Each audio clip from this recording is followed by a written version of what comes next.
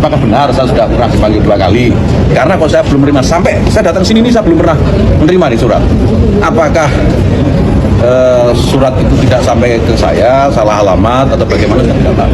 Oh, jadi alasannya karena Nggak ada alasan. jadi kalau mendapat Ini bukan undangan, alasan. pasti akan hadir. Saya akan lihat, karena tugas saya kan juga banyak sebagai menteri, apalagi menteri agama. Kami di Kementerian Agama, pemerintah itu juga tidak ingin ada yang main-main dengan haji itu. Kalau ada staf saya, ada perangkat ASN di tempat saya, gitu, di Kementerian Agama yang terlibat, ya ayo kita tidak bareng-bareng. Bahkan kalau menterinya terlibat.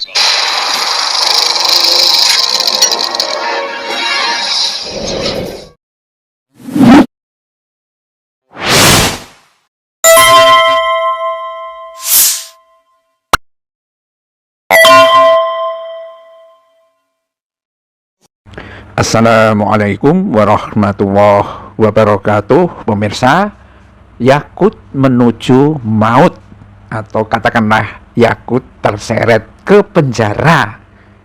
Ya, bisa jadi seperti itu pemirsa, karena KPK segera naikkan kasus korupsi kuota haji ke penyidik, ya, ke penyidikan, dan nama Yakut terseret.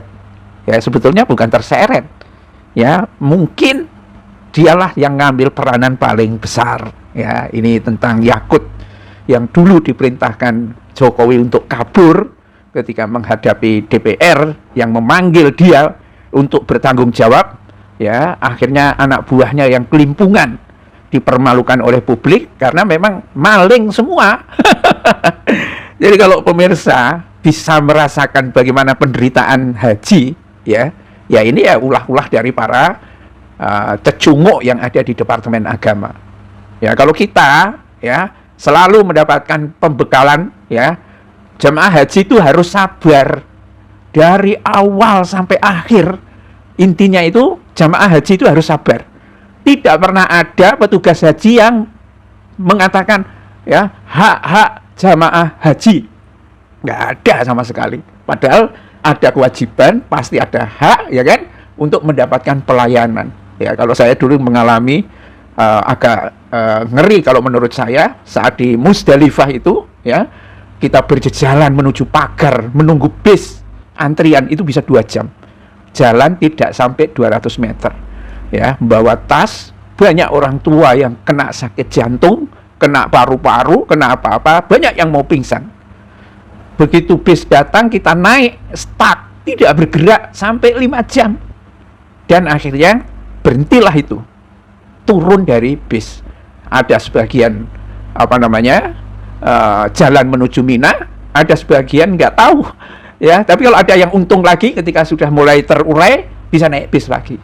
Ya, memang kacaunya bukan main penyelenggaraan haji di Indonesia. Kayak nggak pernah belajar gitu, ya. Selama puluhan lebih dari sejak zaman kemerdekaan lah, ya, itu dikelola oleh jemaah haji, tapi kayaknya nggak belajar. Tapi sepertinya juga pemerintahan Arab Saudi juga seperti itu. Padahal sebetulnya menurut saya gampang banget itu. Dari Musdalifah ke Mina, itu kalau dibuat kayak eskalator datar, kayak yang kita lihat di bandara-bandara itu kan, ya, bergerak gitu aja. Dan ini sudah dilakukan di terowongan-terowongan Mina menuju ke Jamarat, itu sudah seperti itu pemirsa. Kalau dibuat gitu aja, nggak perlu ada bis. Cukup orang naik itu sampai ke Mina. Tetapi memang otak-otak yang menjadi maling, ya, kayaknya Yakut juga ini seperti ini gitu kan, karena itu dia kabur terus. Inilah yang membuat penyelenggaraan haji itu menjadi bahan ketawaan. Kalau haji-haji tempat yang lain itu wah enak deh mereka itu. Cuma dari Indonesia ini yang kelihatannya seperti ini, ya. Sekarang kemana Yakutnya ini? Kalau misalnya tentang korupsi kuota haji ini sudah naik ke penyidikan. Ini, ya, Komisi Pemberantasan Korupsi menyebut bahwa penyelidikan kasus dugaan korupsi terkait pemberian kuota haji di Kementerian Agama segera rampung. Dan jika sudah selesai, perkara itu akan naik ke tahap penyidikan. Ya, dalam waktu dekat, mudah-mudahan kita sudah bisa melangkah ke tahap yang pasti. Itu disampaikan oleh Deputi Penindakan dan Eksekusi Asep Guntur Rahayu di Gedung Merah Putih KPK. Dan Asep mengatakan sudah banyak saksi yang dimintai keterangan dalam kasus ini. KPK masih membutuhkan keterangan tambahan untuk mematangkan perkara itu ke tahap penyidikan. Silahkan tunggu beberapa kita minta keterangan di sini terkait persoalan haji. Dan KPK sebelumnya menerima laporan atas dugaan korupsi penentuan kuota haji, salah satunya menyasar ke Yakut Khalil Qomas.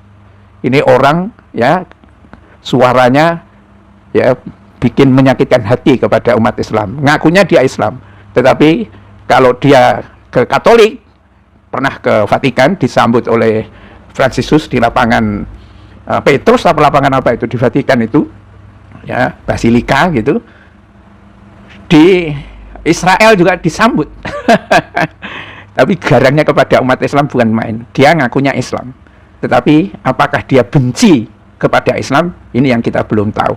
Tetapi yang jelas nampaknya ya kemungkinan dia itu juga termasuk yang menikmati hasil dari kuota haji, atau dalam bahasa yang biasa disebut maling juga nih orang.